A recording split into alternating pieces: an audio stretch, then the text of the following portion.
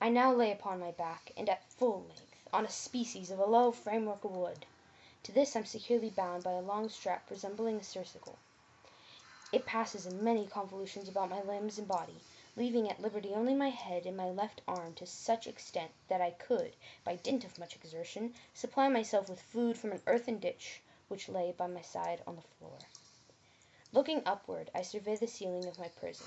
It was some 30 or 40 feet overhead, and constructed much as the side walls. While I gazed directly upward at it, for its position was immediately over my own, I fancy that I see it in motion. In an instant afterwards the fancy was confirmed. Its sweep was brief and of course slow. I watched it for some minutes, somewhat in fear but more in wonder. Weary at length with observing its dull movement, I turned my eyes upon the other objects in the cell. A slight noise attracts my notice, and, looking to the floor, I see several enormous rats traversing it. They have issued from the well, which lay just within view to my right. Even then, when I gaze, they come up in troops hurriedly, with ravenous eyes, allured by the scent of the meat. From this it requires much effort and attention to scare them away. Back and forth, and back and forth. It might have been half an hour, perhaps even an hour, before I again cast my eyes upward. What I then see confounds and amazes me. The sweep of the pendulum has increased in extent by nearly a yard. As a natural consequence, its velocity is also much greater. But what mainly disturbs me is the idea that it has perceptibly descended. I now observe, with what horror is needless to say, that its nether extremity was formed of a crescent of glittering steel, about a foot in length from horn to horn, the horns upward, and the under edge evidently as keen as that of a razor. Like a razor, also, it seemed massy and heavy, tapering from the edge into a solid and broad structure above. It was appended to a weighty rod of brass, and the whole hissed as it swung through the air. I examine the blade as it steadily lowers, increasing in velocity. There must be a way to escape. There must be a way. I see that some 10 or 12 swings would bring the steel in actual contact with my robe. And with this observation there suddenly came over my spirit all the keen, collected calmness of despair.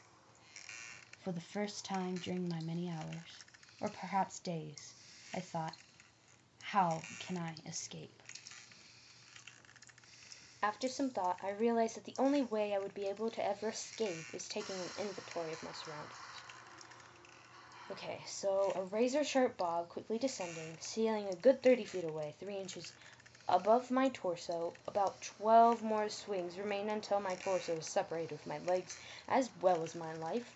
Torso tightly wrapped around table with cord, rats everywhere, and a dish of greasy food, and wait. Torso tightly wrapped around the table with cord, rats everywhere, and a dish of greasy food an arm length away. That's it. But will it work? Well, I know that, if analyzed, the pendulum swings above my head, model Gauss's normal distribution to perfection. Normal distribution, as I recall from my 8th grade math class, is the probability that any observation will fall between any limits or numbers as the curve approaches 0 on either side. In my present case, knowing that information is not that crucial. But what is? Yellow card, now. Vivian here asked a very good question. Will you ask it again? What affects the swing of a pendulum? Ooh, can you please say that again? What affects the swing of a pendulum? I'm going to let that marinate. Talk with your groups. Designers, start. Okay, so, I know some people would say weight of the bob or mass of the bob, but that's wrong. Actually, the swing of the pendulum would be affected by the length of the rope. Knowledge. Length of rope, of course. I'm starting to get into the swing of things. In that high school math class, we did experiments with different types of pendulums. Different bob weights, different lengths of string, different drop angles, also known as the amplitude. We assumed that the angle that the bob was dropped from was a 20-degree angle. Having the angle be significantly small enabled us to throw out the possibility that the amplitude affected the swing of the pendulum. We concluded that only the length of the pendulum affects the period time. The outcomes, when graphed, showed a normal distribution. Later, we graphed a line of best fit when only testing period time versus the pendulum length.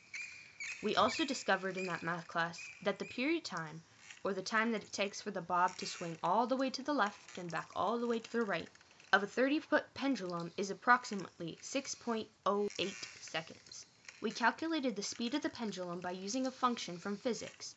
We used an accepted gravitational constant of 32 feet per second squared, which shows a relationship between the length of the pendulum and the amount of time that it takes for one period to elapse. The equation being simplified to P equals c square root of L, where P represents the amount of time that it will take the 12 periods of the pendulum to elapse, C any given constant, and L represents the length of the pendulum. With all of that information, I have all I need. Looking up again, I see that I only have about a minute. Will I survive? Okay, where to start? Ah yes, we know that there is only about 12 more periods left before I die, and one period of this pendulum is 6.08 seconds. All I have to do is multiply. Yes! 72.96 seconds. Just a little over a minute. Just enough time for me to jump.